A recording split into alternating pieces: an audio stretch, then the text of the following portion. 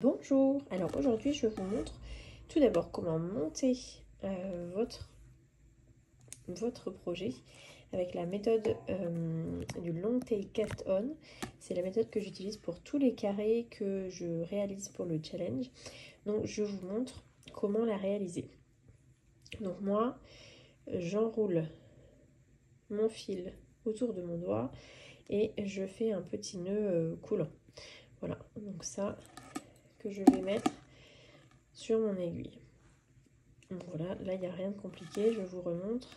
Vous entourez votre index avec la laine et vous venez récupérer le fil en dessous pour faire un nœud coulant. Vous passez votre fil dans votre aiguille droite. On va essayer de focus dessus. Et ensuite, donc là, vous avez ici votre fil qui n'est pas rattaché à la pelote et ici le fil rattaché à la pelote. Donc, le fil rattaché à la pelote est en bas.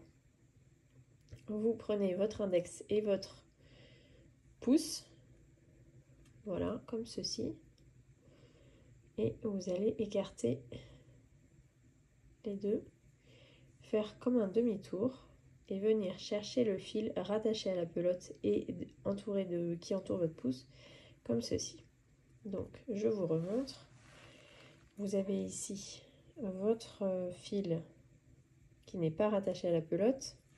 Ici, votre fil rattaché donc à la pelote. Vous prenez, donc vous avez vos deux mains, vos deux doigts collés. Vous les passez en fait entre les deux fils.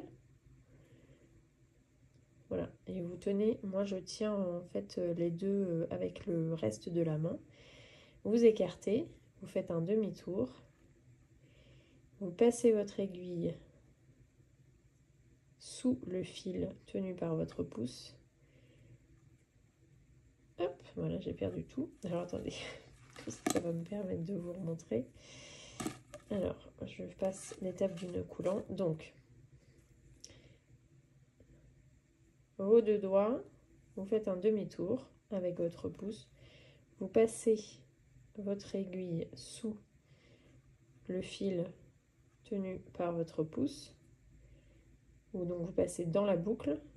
Vous récupérez le fil tenu par votre index et vous le passez dans la boucle. Et vous tirez.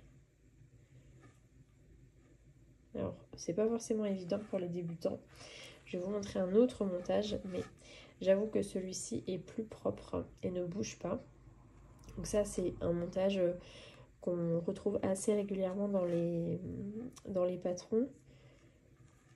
Donc, vous voyez le geste. Après, à force de le répéter, vous allez l'avoir. Donc, hop. Hop. Donc, si vraiment ce montage est trop compliqué, je vous en montre un autre.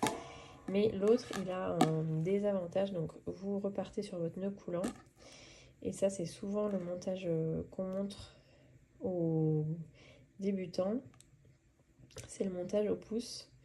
Donc, bon, ça, c'est celui-là. Vous tenez votre aiguille dans la main gauche. Hop. Vous prenez le fil rattaché à votre pelote et juste vous faites comme ça. Vous faites une boucle que vous allez mettre sur votre aiguille gauche. Donc ça, c'est plus simple. Le seul inconvénient, c'est que quand vous allez le tricoter, je vais vous montrer les deux différences.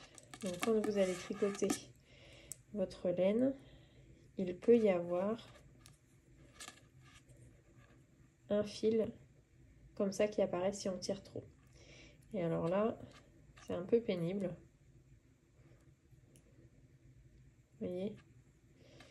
C'est le désavantage de ce montage-là. Tandis que le montage que je vous ai montré et que je préconise pour le montage des carrés, qui est le montage du long tail cast on, je vais vous montrer la différence.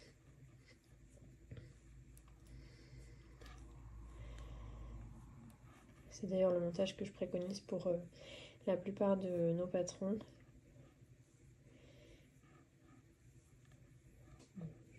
trop de mailles. Je vais vous montrer, donc là vous avez monté vos mailles.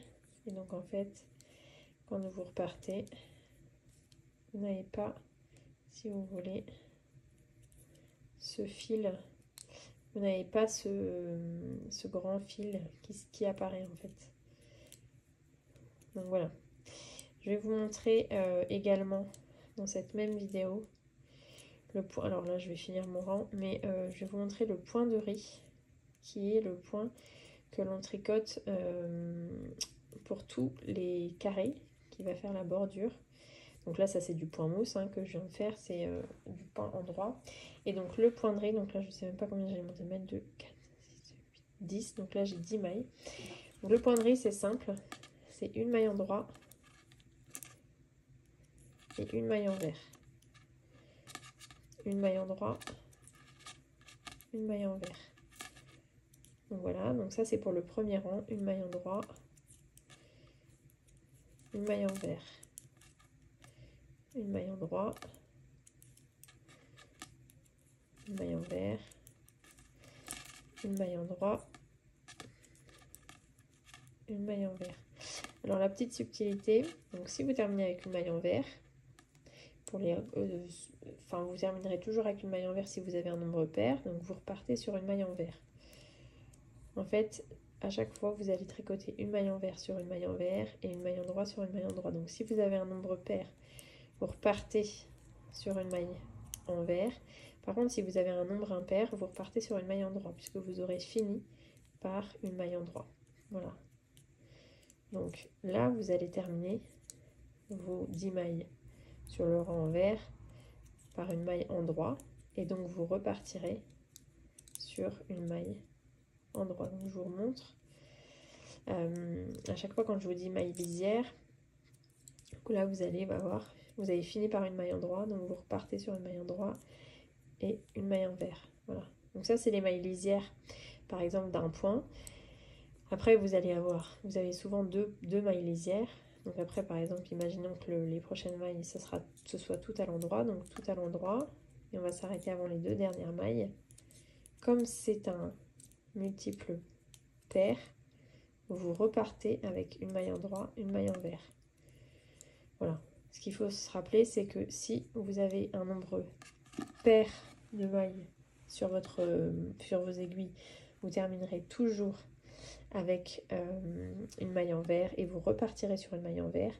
Tandis que si vous avez un nombre de mailles impair, par exemple, je dis n'importe quoi, 21, si vous avez 21 mailles, vous terminerez par une maille endroit et donc vous repartirez à chaque fois sur une maille endroit. Voilà, j'espère que j'ai été claire et que ça vous aura permis d'aborder le challenge un peu plus facilement. Et si vous avez des questions, n'hésitez pas à me les poser. Voilà.